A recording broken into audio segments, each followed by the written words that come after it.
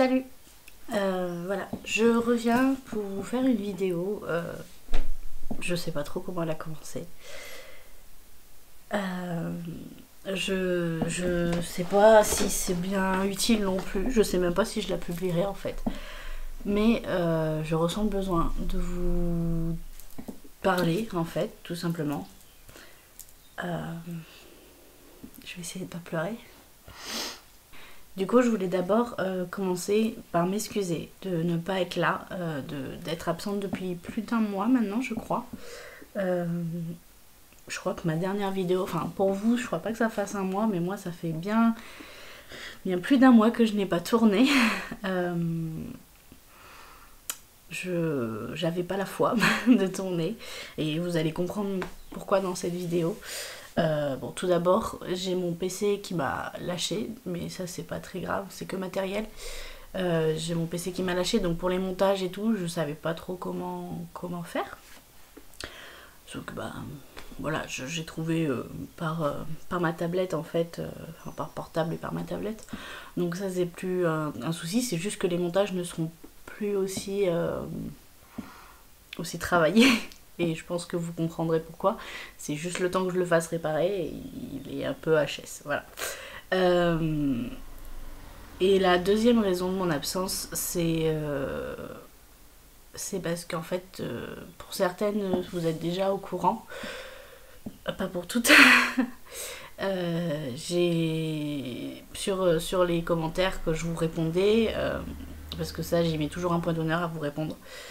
Même si je vous ai caché pas mal de choses. Je vous ai dit que j'avais des problèmes de santé. Ce qui est à moitié vrai et à moitié faux. J'avais des problèmes de santé, je ne les ai plus. Mais c'était pas mes problèmes de santé. C'était les problèmes de santé de mon bébé en fait. Et voilà, donc j'ai fait une fausse couche. Enfin, même pas. J'ai fait un arrêt de grossesse. Comme vous le savez, avec mon mari, nous sommes en parcours PMA. Pardon, c'est un peu dur.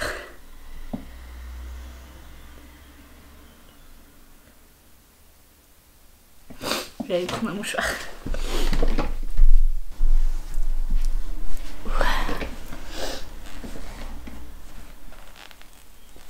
Alors je pense que je vous couperai un peu toutes les parties où je pleure beaucoup, parce que bon, je suis pas là non plus pour ça. Je suis là pour parler de voilà du sujet, de tout ça, parce que je trouve qu'on n'en parle pas assez sur les réseaux, sur tout ça. C'est aussi une partie qui est encore très tabou en fait, de la grossesse et de tout ça. Donc pour vous résumer, pour celles qui sont nouvelles sur la chaîne et qui ne savent pas, j'en ai déjà parlé dans plusieurs vidéos, mais avec mon mari, du coup, nous sommes en parcours PMA, donc de procréation médicalement assistée. Et nous avons commencé le parcours au mois de mars. J'ai fait mes premières injections et mon premier bilan au mois de mars. Et il s'est avéré que ça a pris tout de suite. On ne s'y attendait absolument pas. Parce que c'était pas déjà au premier bilan. En gros, quand vous faites les piqûres pour aider à la procréation, vous devez être suivi médicalement, et vous avez des rendez-vous tous les 2 jours pour voir le taux d'ovocytes, enfin les ovocytes, s'ils sont grands, enfin s'ils sont assez matures. Et moi, mes ovocytes n'étaient pas complètement matures, mais ils étaient assez... Enfin, en gros, ça faisait déjà trop longtemps qu'on repoussait l'ovulation. Donc, on a été obligé de me déclencher malgré que les ovocytes n'étaient pas complètement matures. Donc, pour qu'ils soient matures, il faut qu'ils atteignent à peu près 17-18. Et moi, ils étaient qu'à 15-14. Donc, du coup, c'était pas censé prendre. Ça a pris. Ça a été la découverte en fait, comme je supporte très mal le traitement, je vomissais beaucoup pendant le traitement, j'avais des nausées tout le temps et tout. Donc quand les nausées se sont continuées en fait derrière, je suis désolée si vous entendez les voitures, quand les nausées ont continué derrière, j'ai pas fait attention en fait à ça, et comme je ne suis pas réglée comme il faut, en gros moi mes règles sont un peu éparpillées, des fois elles arrivent 15 jours après, des fois elles arrivent 3 semaines, enfin elles sont pas réglées, je suis pas à heure fixe comme certaines, donc du coup je faisais pas vraiment attention. Au bout de 5 jours, j'ai appelé l'hôpital en disant que je trouvais ça bizarre, que j'avais toujours pas de règles et que est-ce que c'était normal, est-ce que ça posait un souci au niveau du protocole, etc. Et elle m'a dit, si vous n'avez pas de règles, est-ce que vous avez d'autres symptômes? Alors je dis, je vomis, mais je vomissais déjà avant, donc c'est peut-être les restants du protocole. Elle me dit, c'est quand même beaucoup de signes. Elle me fait, on va faire une prise de sang pour les bêta-CG. Et il s'est avéré que la prise de sang, tout ça, tout était bon en fait. Tout était bon, j'étais enceinte, les bêtas avaient pas mal augmenté. J'étais à 1000 et quelques de bêta en même pas une semaine du coup. Et du coup, donc il s'est avéré que j'étais enceinte. Sur le coup, j'arrivais pas à en revenir parce que voilà, c'était pas prévu en fait. Enfin, si, c'était prévu, c'est le but de la PMA, mais pas aussitôt. Et en fait, on s'est dit ouais, que finalement mon infertilité n'était pas si grande que ça et que c'était voilà, on avait fait qu'un mois et que c'était suffisant et que voilà. Et en fait 48 heures plus tard on me refait un bêta et là les bêtas sont pas très bons, pas qu'ils sont chutés ou quoi que ce soit parce qu'on sait que quand ça chute il y a une fausse couche, mais là ils augmentaient mais pas assez. Vous savez, normalement, quand il y a des bêtas, ils doivent augmenter, ils doivent doubler. Sauf que moi, ils doublaient pas. Et je suis désolée. Et donc, première inquiétude, on va dire. Donc, du coup, les médecins ont voulu tout simplement vérifier. Donc, ils m'ont appelé, enfin, ils m'ont demandé de venir faire une écho et tout. À l'écho, on voyait rien au début. Bon, ils avaient peur d'une grossesse extra-utérine. Donc là, franchement, je sais pas, vous, comment s'est passé votre début de grossesse. Mais moi, j'estime que ça a été trop médicalisé, mon début de grossesse. Pour vous dire, j'ai été suivie pendant 2 mois, du coup. J'ai fait un arrêt de grossesse à 2 mois. Et pendant 2 mois, tous les 2 jours, j'étais à l'hôpital. Tous les 2 jours, j'avais une écho. Tous les 2 jours, on me disait, il faut pas trop y croire. Un coup, il fallait y croire. Un coup... C'était vraiment, niveau moral, niveau mental, niveau tout ça, c'était vraiment intenable. Alors, les médecins ont fait ce qu'ils ont pu, ils travaillaient avec leurs ressources à eux, ce qu'ils en pensaient, mais c'est vrai que quand dans 2 jours, enfin en une semaine, tu vois 4 médecins, et que les 4 médecins, t'en as 2 qui te disent qu'il faut pas y croire, et 2 qui te disent qu'il faut y croire que tout est bon, et toi t'es entre les deux, et tu te dis merde, qu'est-ce que je dois faire ? Donc en fait voilà, donc au début on ne le trouvait pas, ils avaient peur d'une grossesse extra-utérine. Au final ils ont fini au bout de 10 jours, il est apparu. Et il est apparu dans mon utérus, donc il s'était placé et tout ça. Il a commencé à se développer, tout allait à peu près bien, à part les bêtas qui n'augmentaient pas comme il faut.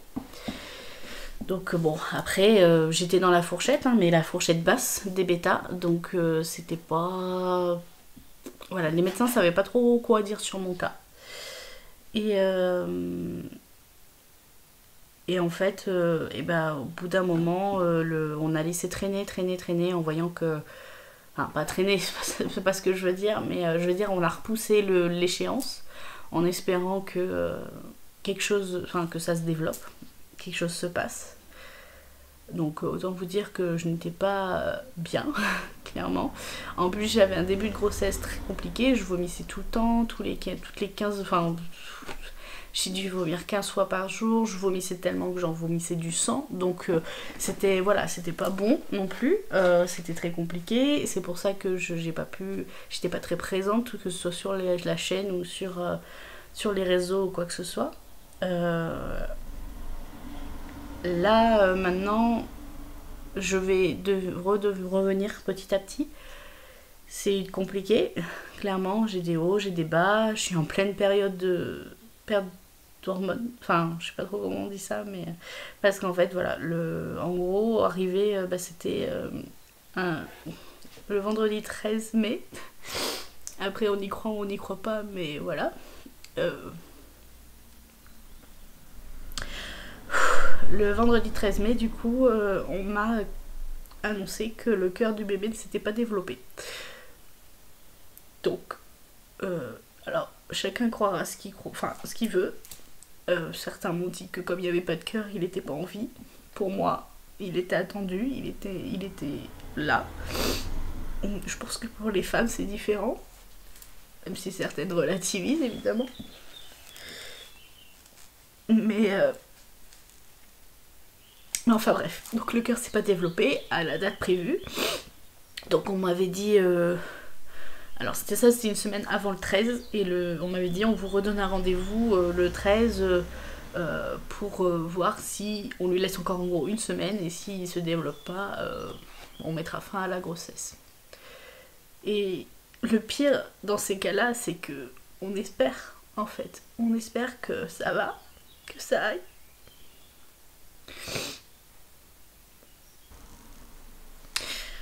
Voilà. Parce qu'en fait, pourquoi je trouve que les cachets sont pas la meilleure des options. Alors déjà, les sages-femmes vous préviennent que ça fait très mal, que on vous donne des antalgiques, on vous donne, je crois que c'est ça, c'est des antalgiques, on vous donne tout ce qu'il faut pour pallier à la douleur. Alors, comme j'ai dit, moi je suis sujette aux crises d'endométriose, donc la douleur c'est subjectif chez moi. Je vis avec, donc clairement, je savais un peu à quoi m'attendre. Et alors je dis pas, je parle pour moi, pour le coup c'est mon cas personnel. Peut-être que vous, si vous l'avez vécu ou si vous allez le vivre, je ne le souhaite pas pour vous, hein, franchement c'est... voilà. Mais au cas où, peut-être que vous ça vous fera mal. Moi personnellement, comparé aux douleurs d'endométriose, ce n'était rien, rien du tout, je ne sentais rien. Et aucune douleur, je faisais ma vie normalement. Et du coup j'ai pris les premiers cachets. J'avais aucun effet au début et après je me suis mise à saigner beaucoup. Et là j'ai compris, enfin c'est comme ça que ça doit se passer. Hein. Et là c'était fini. Donc sauf qu'en fait elles ne préviennent pas. Elles préviennent du... Alors je suis désolée, petit disclaimer avant de commencer. Enfin, avant d'expliquer, parce que là on va passer dans une partie très, qui peut être très violente psychologiquement, voilà, qui peut être, je vais parler de sang, je vais parler de beaucoup de choses. Donc si c'est un sujet qui vous dérange, quittez la vidéo, c'est pas grave, je comprends. Mais voilà, j'ai besoin d'expliquer aussi ce qui s'est passé, j'ai besoin de prévenir de ce qui peut se passer. Je dis pas que ça se passe à tous les coups comme ça, mais ça peut se passer. Et en fait, ça permet d'avoir peut-être une rassurance pour certaines que ça se passe parfois comme ça et qu'on s'en remet. Même si ça a l'air dur comme ça et on passe au-dessus en fait. On est obligé. On est obligé de passer au-dessus. Mais voilà, donc petit disclaimer, si vous aimez pas tout ce qui est histoire de sang, de médical, tout ça, je sais pas trop comment l'expliquer, mais voilà, restez pas là, parce que là je vais aller dans le cru, clairement, je vais aller dans le vif du sujet, comment ma fausse couche s'est passée, enfin comment mon arrêt de grossesse s'est passé, parce que je veux pas dire que c'est une fausse couche, parce que ça a été déclenché. Une fausse couche pour moi c'est pas déclenché, c'est involontaire, c'est vraiment ça se décroche et puis c'est tout. Là on a fait, et je veux pas appeler ça un avortement, parce que pour moi l'avortement c'est pour moi, là je parle pour moi, c'est quand on ne veut pas de l'enfant et qu'on fait ce qu'il faut pour, voilà, pour le faire partir.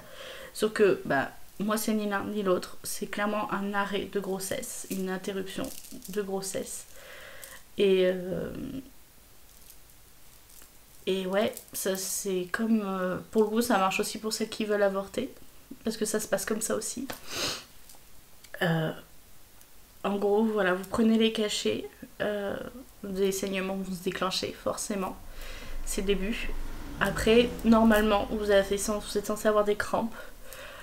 Moi, étant donné voilà, l'endométriose, j'ai des crampes constamment, quasiment, donc plus ou moins fortes. Et clairement, d'ailleurs, au passage, pendant 2 mois de grossesse, je n'ai eu aucune crise, alors que avant j'avais 5 à 6 crises par jour. Ce qui a été un pur bonheur, clairement, pendant un temps. Parce que bah, tu revis, mais ça n'a pas duré longtemps. C'est tout le revers de la médaille, on va dire.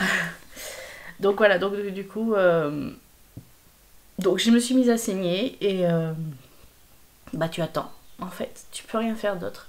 Tu peux pas sortir parce que ça coûte vraiment abondamment. Moi j'avais prévu, j'ai pris des protections dites de grand-mère, les grosses protections bien épaisses, bien voilà. Et du coup, pour pas lire parce que vous allez vous changer beaucoup. Alors attention, si vous vous changez plus de 4 fois en 1 heure, c'est pas normal. C'est ce qu'elle m'avait dit. Plus de 4 fois en 1 heure, c'est pas normal. Il faut aller consulter aux urgences à ce moment-là. Si vous faites peut-être quelque chose. Donc, voilà. Vous allez beaucoup saigner, c'est normal. Mais il y a une proportion quand même à garder. Moi, j'ai saigné normalement. Hein, pas de. Voilà. Et jusqu'à un moment où. Alors, déjà, moralement, t'es pas très bien, forcément. Ce jour-là, c'était pas au top. Même si on faisait comme si tout allait bien. On continuait notre vie quotidienne. Je pense qu'on se rattachait un peu à ça. Mais ouais,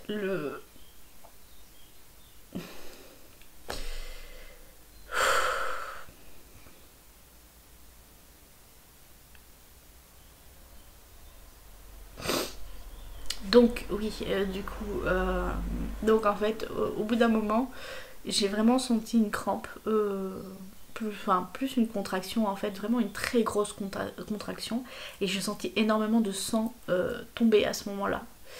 Donc du coup, je me suis dit, non, faut que t'ailles aux toilettes, faut que t'ailles te nettoyer, parce qu'après moi, j'aime pas ça, j'aime pas cette sensation d'être mouillée de sang en fait. Donc souvent, j'allais me rincer très régulièrement parce que je n'aime pas ça, mais ça c'est personnel. Euh, mais là, j'avais senti vraiment une contraction plus forte que les autres, pas douloureuse parce que voilà, j'étais avec les cachets et puis voilà, le niveau de douleur, voilà. En sachant qu'il m'avait donné plusieurs cachets, un cachet pour les premières douleurs en fait, et un cachet si jamais les douleurs n'étaient pas supportables. Et j'ai pris que le premier cachet et franchement, je pense que j'aurais pu faire sans. Mais bon. Et du coup, voilà. Donc, je suis allée aux toilettes pour m'essuyer. Et là, je sais pas comment, je sais pas pourquoi, mais c'est tombé dans ma main. J'espérais que ça ne se fasse pas comme ça. Clairement, normalement, ça tombe dans les toilettes et vous n'y faites pas attention. Enfin, si, vous y faites attention quand même, mais je pense. Mais moi, j'ai pas eu cette option. Ça m'est tombé dans la main. De comment on a fait pour m'enlever, clairement. Et en fait, au bout d'un moment, vous avez une autre contraction qui arrive. Très, pas douloureuse, mais très gênante pour moi. Elle était très gênante, peut-être qu'elle serait douloureuse, mais pour moi, elle était plus gênante en fait. Et vous avez l'impression que je prends cette image, je suis pas sûre que ce soit la bonne, mais j'ai eu l'impression que mes organes tombaient. Alors quand j'y pense comme ça, c'est trop bizarre. Mais en fait non, c'est pas ça. C'est en gros c'était le début de placenta qui tombait. Voilà, tout simplement. Et c'est bizarre comme sensation, très bizarre. Mais mais voilà, en fait on vous prépare au côté physique, euh, à la douleur, à tout ça. Mais on devrait aussi préparer psychologiquement à ce qui peut arriver.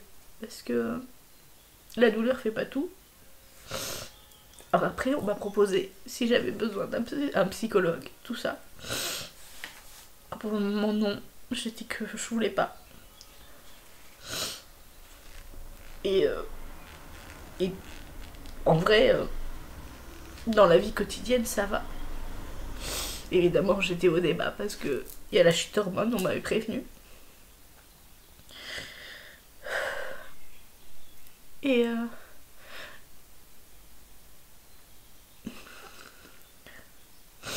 et disons que tant qu'on n'en parle pas, ça va. Tant qu'on évite le sujet, ça va.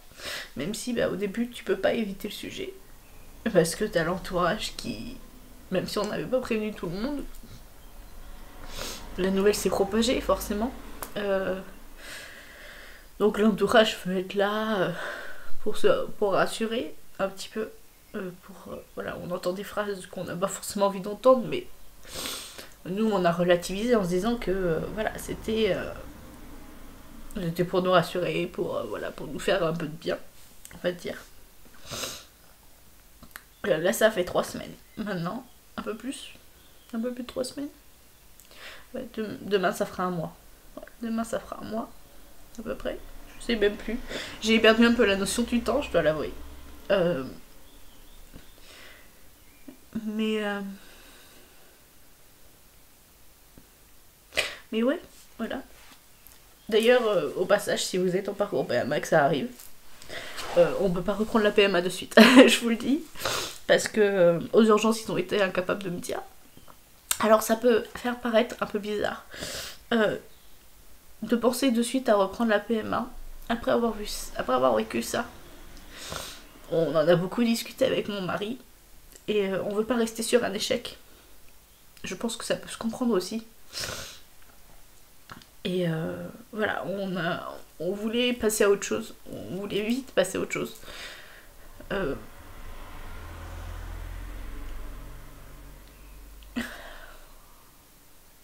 Parce qu'on sait que le parcours peut être long, en fait. On sait que ça peut durer du temps. Pour le coup, là, ça n'avait pas duré. Ça n'a pas mis longtemps, mais justement, ça peut. Donc, on veut pas non plus laisser trop de temps passer. Donc, du coup, j'ai appelé la PMA hier matin, en expliquant un peu tout ce qui s'était passé. Et en effet, aux urgences, ils sont pas au courant, ce qui peut se comprendre. Pour eux, aux urgences, ils m'avaient dit que je pourrais reprendre le parcours dès que mes prochaines règles arriveraient. Sauf que ça se passe pas comme ça. Bon, clairement, la PMA vous laisse le temps. Si vous avez besoin de plus de temps, nous, c'est parce qu'on veut reprendre alors c'est bien de les tenir au courant quand même de ce qui s'est passé. Je suis désolée, je vais pas arrêter de renifler, ça va être horrible.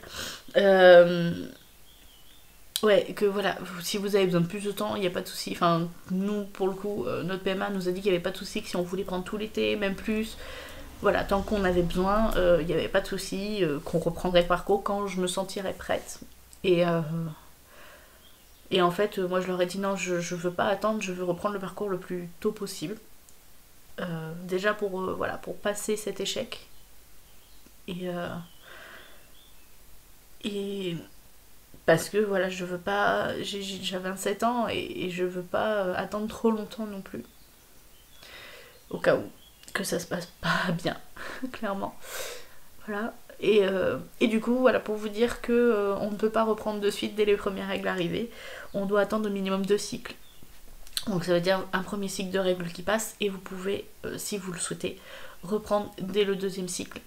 Juste quand vous arrivez à votre premier jour de règles, il faut les appeler. Elle m'a dit qu'ils me feront passer une écho pour vérifier que tout est bon avant de pouvoir commencer le protocole. Voilà, un peu comment ça se passe. Et voilà mon absence. Voilà les raisons de mon absence plutôt. Je pense que vous pouvez comprendre.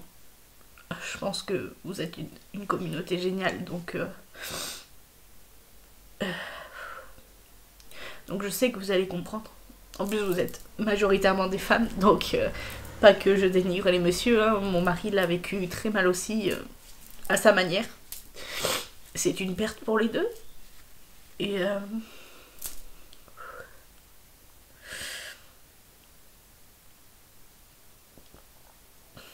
mais voilà. Je sais que vous allez comprendre. Je sais que c'est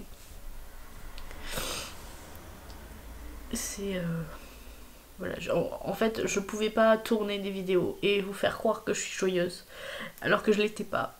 Et que j'étais en plein dans le vif. En plus, j'étais forcément fatiguée.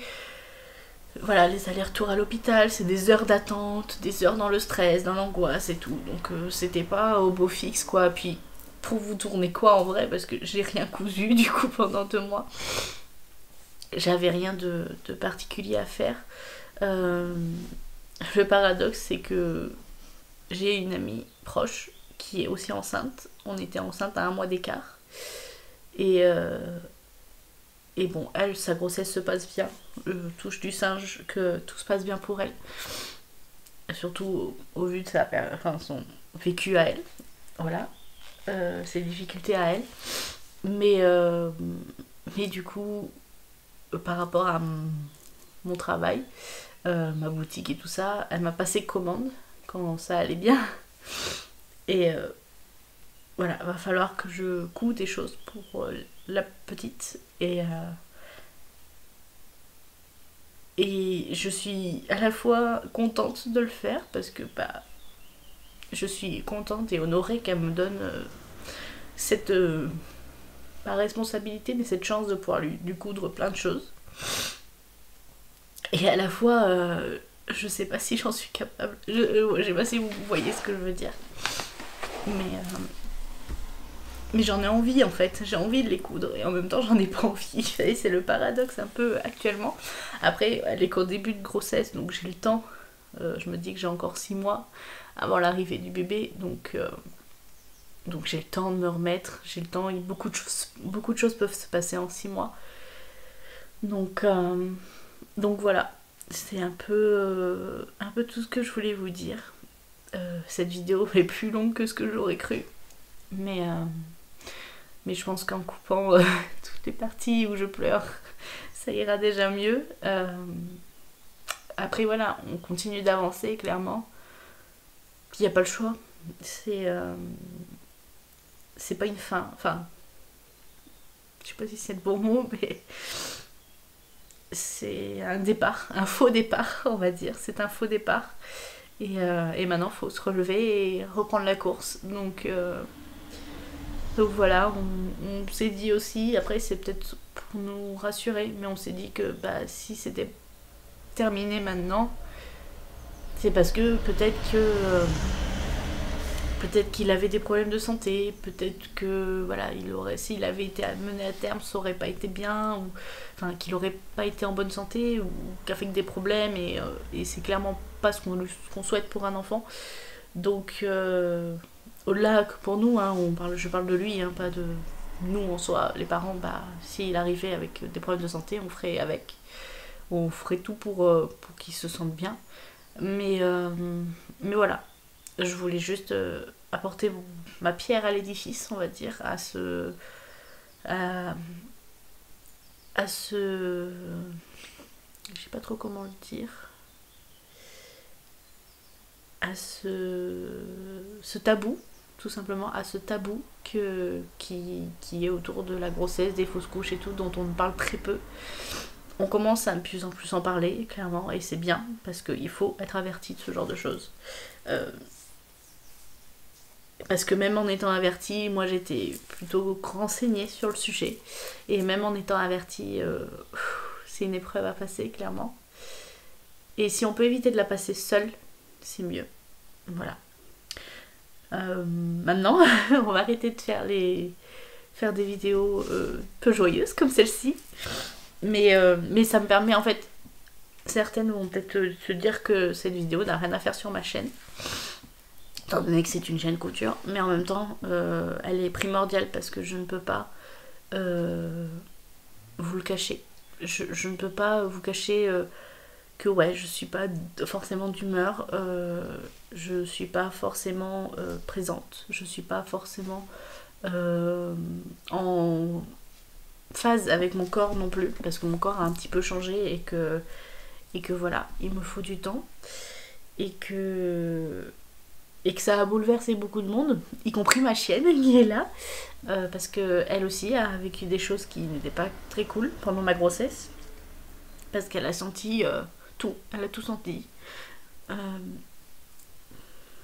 Parce que du coup, je sais pas si vous avez des chiens au moment de votre grossesse ou quoi, mais notre chienne est tellement attachée à moi que madame, elle a senti ma grossesse et elle s'est mise en grossesse nerveuse. Voilà. Donc ça a été aussi quelque chose à gérer en plus. Voilà, donc elle s'est mise à faire du lait, elle s'est mise en lactation alors qu'elle n'était pas enceinte. Et que voilà, juste parce que le médecin, enfin le veto nous a expliqué que c'est parce qu'elle ressentait mes hormones et que du coup elle se préparait elle à accueillir l'enfant. Voilà, donc ça a bouleversé beaucoup de monde. Et voilà, bref. Voilà, si vous avez besoin de partager votre expérience aussi, n'hésitez pas en commentaire. Qu'est-ce que je voulais dire, je sais plus. En tout cas, là c'est bon, ça va mieux quand même. J'ai l'envie de recoudre qui réapparaît.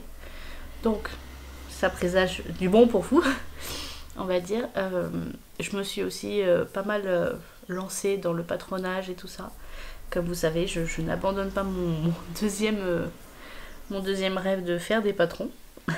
Et justement, ça m'a donné l'occasion de me plonger là-dedans. Un peu pour oublier aussi. Mais voilà, donc ça avance. Ça va prendre du retard. Je voulais sortir un patron. Je pensais pouvoir sortir le patron pour cet été. Je sais pas si ça va être possible, clairement. Mais voilà, ça sortira en temps et en heure quand ça sera prêt. Voilà. Et en attendant, j'ai envie de coudre, donc l'envie de coudre vient. Donc on va le faire et puis voilà. Et puis il faut que ça continue. Voilà. Sur ce, moi je vais vous laisser. Je vous souhaite de passer une excellente semaine si on ne se revoit pas. Je sais pas comment je vais sortir, quand est-ce que je vais sortir cette vidéo. Normalement dimanche, vous devriez la voir parce que je reste sur mon truc de sortir les dimanches. Mais j'espère que vous n'allez pas vous avoir trop plombé la journée. C'est surtout ça. On reste forte et voilà. Sur ce, moi je vous fais des bisous et je vous dis à bientôt.